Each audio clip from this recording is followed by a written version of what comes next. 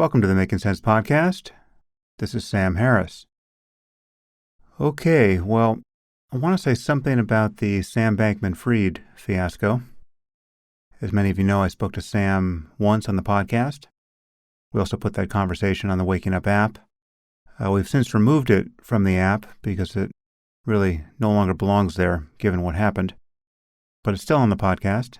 It's episode 271, so you can find it there if you're interested. I'm not going to give a full account of what Bankman-Fried did to destroy his reputation and his wealth and the wealth of many investors and customers. It seems in record time. Many details are still coming in, and this is all being very well covered by the press with schadenfreude and cynicism to spare, and that's a point I will return to. But briefly, Bankman-Fried had made tens of billions of dollars trading cryptocurrency, and he had built one of the world's largest crypto exchanges, FTX, along with his own investment entity called Alameda Research. And the connection between FTX and Alameda was always unclear, and this seems to have been, in retrospect, something that investors and the business press should have been more interested in. But my interest in Bankman-Fried was entirely due to his stated commitment to effective altruism. He appeared to be the world's greatest example of what has been called earning to give in the EA community, which is setting out to make a lot of money for the express purpose of giving most or all of it away. And at the time I interviewed him, everything suggested that he was doing this. In any case, what seems to have happened last week is that concerns over the financial health of FTX and its links to Alameda Research triggered essentially a run on the bank. FTX customers tried to withdraw their assets en masse. And this revealed an underlying problem at FTX. Unfortunately, Bankman-Fried appears to have used customer assets that should have been safely stored there to fund risky investments through Alameda in a way that seems objectively shady and unethical. Whether or not it was also illegal, I don't think we know. All this happened outside of U.S. jurisdiction, as a majority of crypto trading, in fact, does. So whatever the legality or illegality, Bankman-Fried seems guilty of enormous financial malfeasance. He appears to have lost something like $16 billion in customer assets. And then there were clearly moments where his public comments about the state of the business amounted to lies. These were lies that seemed calculated to reassure investors and customers that everything was fine when everything was really falling apart. Now, I have no idea when all the shady and unethical and probably illegal behavior started. Was he Bernie Madoff from the beginning? Or did he just panic in a financial emergency, thinking that he could use customer funds just this one time and then everything would be okay again? The truth is, I don't even know whether Bernie Madoff was Bernie Madoff from the beginning. I don't know whether he was a legitimate investor who was making his clients a lot of money and then got underwater and then went Ponzi in an attempt to get back to dry land and then found that he never could. Right, that wouldn't be good, obviously. But it's a very different picture than of a man who was an evil liar from the very beginning. You're just a pure sociopath who knew that he would be bankrupting vulnerable people every step along the way. Perhaps we know what's true about Madoff. I just haven't read very deeply about his case. But the point is, I have no idea who Sam Bankman-Fried was or is, really. And this morning I went back and listened to the interview I did with him. And even with the benefit of hindsight, I don't detect anything about him that strikes me as insincere. I don't have any retrospective spidey sense that makes that conversation appear suddenly in a new light. Now, maybe I'm just a bad judge of character. That is totally possible.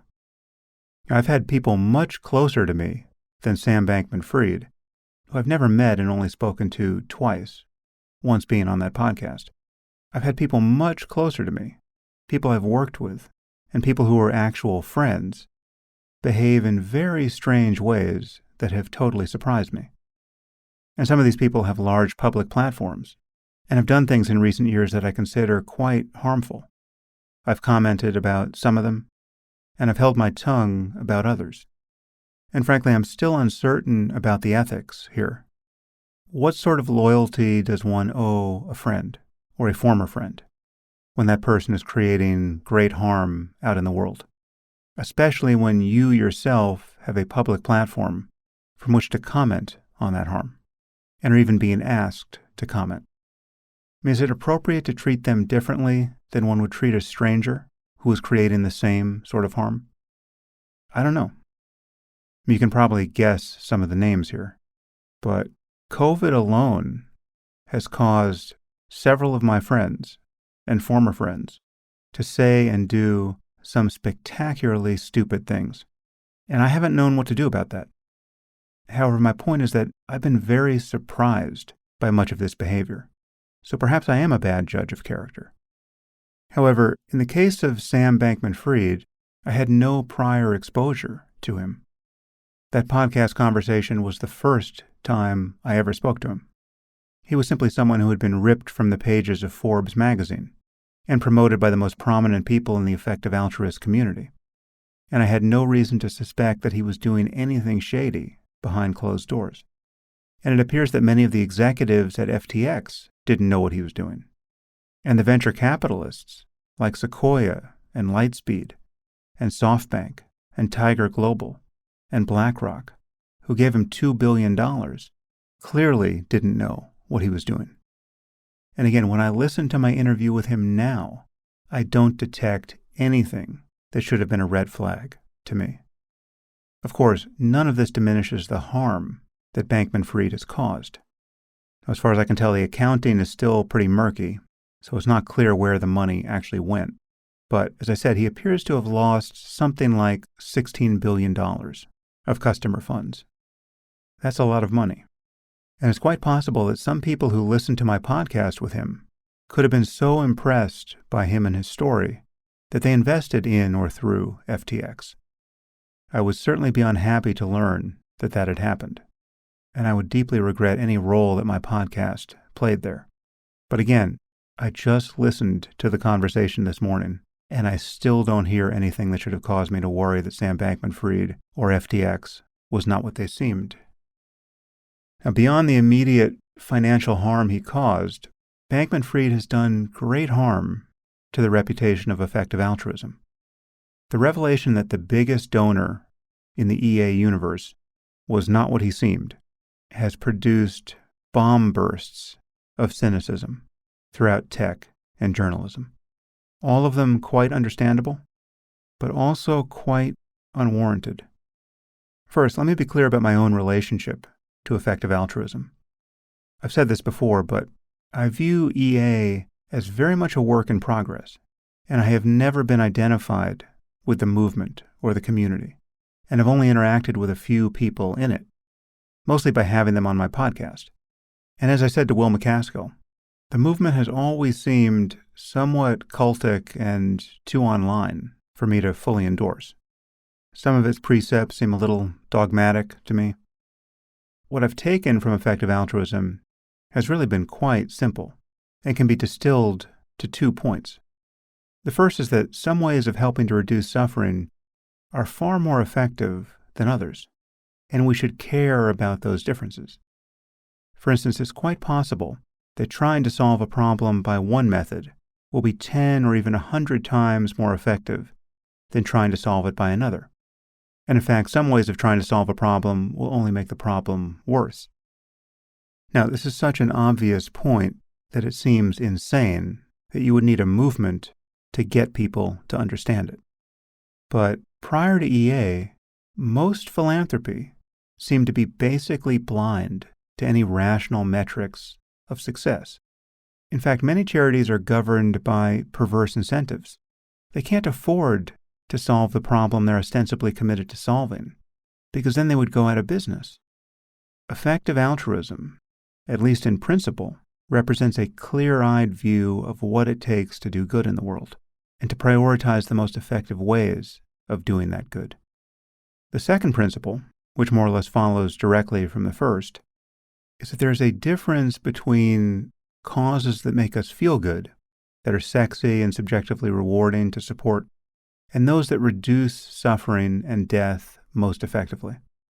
As I've discussed many times on the podcast, we are easily moved by a compelling story, particularly one with a single sympathetic protagonist, and we tend not to be moved at all by statistics.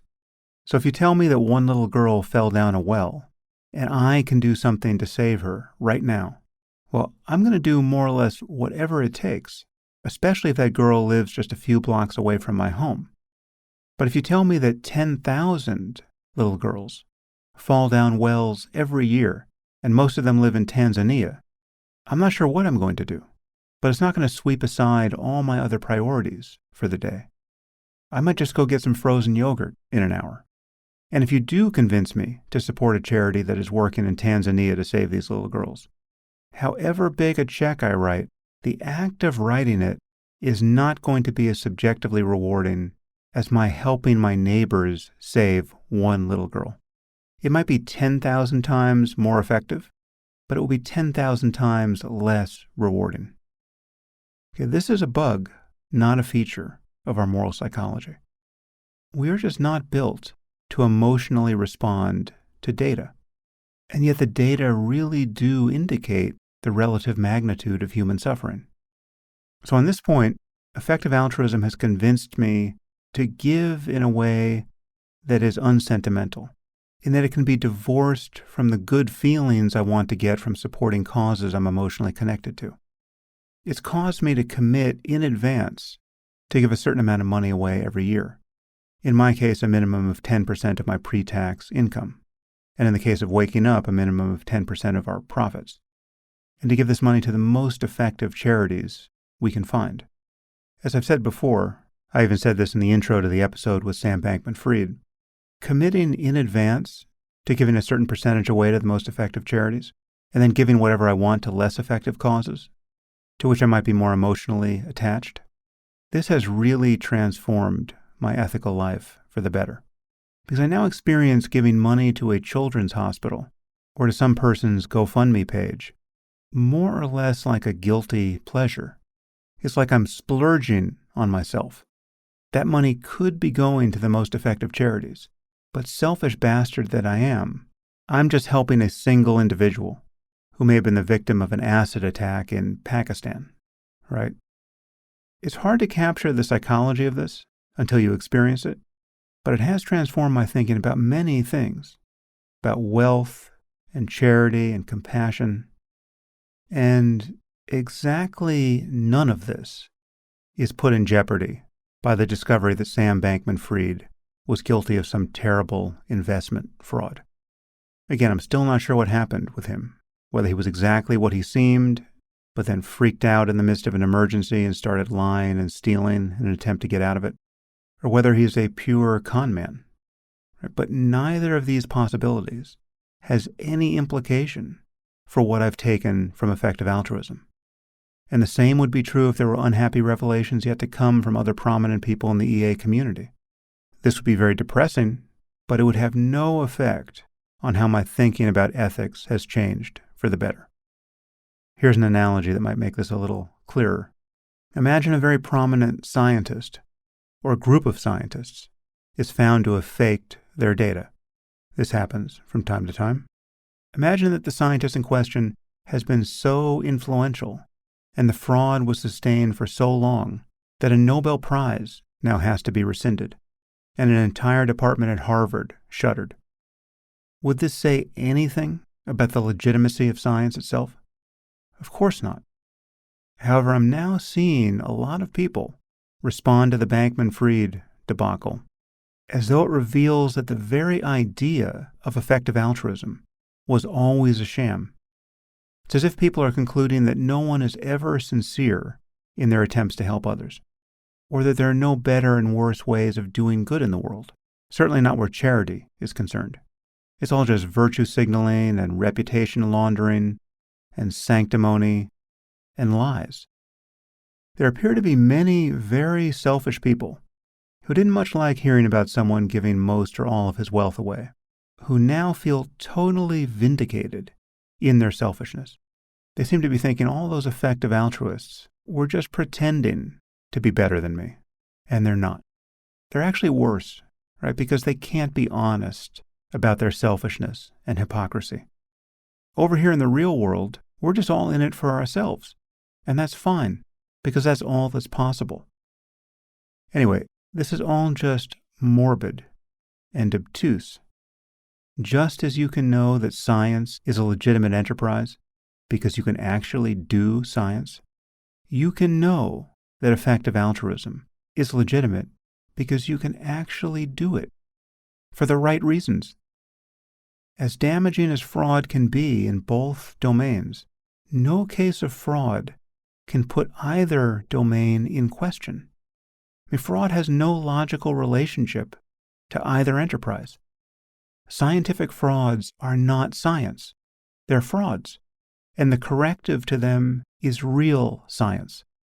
Ethical frauds are not ethics. They're frauds. The corrective to them is real ethical behavior. The other crazy thing I'm seeing is that people are linking Bankman-Fried's behavior to the ethical philosophy of utilitarianism, as though belief in this philosophy was bound to produce such behavior. And everything I've heard said or seen written about this is pretty confused. I'm sure I'll talk more about this on future podcasts because it's important to get straight. But the short point I'll make here is that, in my view, the claim that utilitarianism, or more properly, consequentialism, is bad amounts to a claim that it has bad consequences of some sort. But of course, if these consequences are worth caring about, they can be included in any fuller picture of consequentialism. My point, and I made this at length in my book, The Moral Landscape, which remains the most misunderstood book I've ever written. My point is that everyone really is some form of consequentialist, even if they think they're not. You just have to listen to them talk long enough, and they start telling you about the consequences they really care about. Deontology, for instance, a version like Kant's categorical imperative, or virtue ethics, right? I think these positions entail covert claims about the consequences of certain ways of thinking or acting or being in the world. Anyway, I'll speak more about that at some point, but suffice it to say that if Sam Bankman-Fried stole his customers' money and gambled it away, whatever rationale he may have had in his head, it would have been very easy to argue that this was wrong from the point of view of consequentialism. Just look at the consequences. They're disastrous. They're disastrous for him and for his investors and customers and for anyone in his life who cares about him. I mean, just think about the consequences for his parents. His parents are both Stanford law professors. Now, assuming that neither had any idea what he was up to, and so they're not at all culpable for what happened. And who knows, they might actually have been involved. I know nothing about them, but I suspect not. Imagine how their lives changed last week. They have spent the last decade being congratulated, I suspect endlessly, for having produced such a marvelous and marvelously successful son. I mean, can you imagine? He got a degree in physics from MIT and then went on to make $30 billion for the purpose of giving it all away to charity, and then expanded his influence into politics and among celebrities so that he could do even more good ultimately.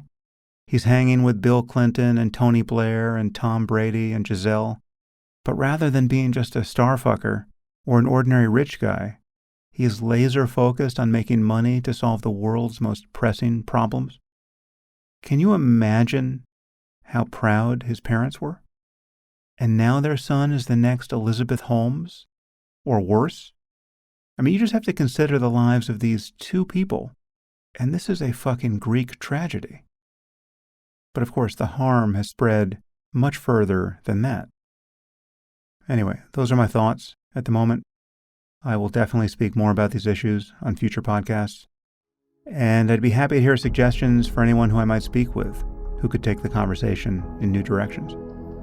Thanks for listening.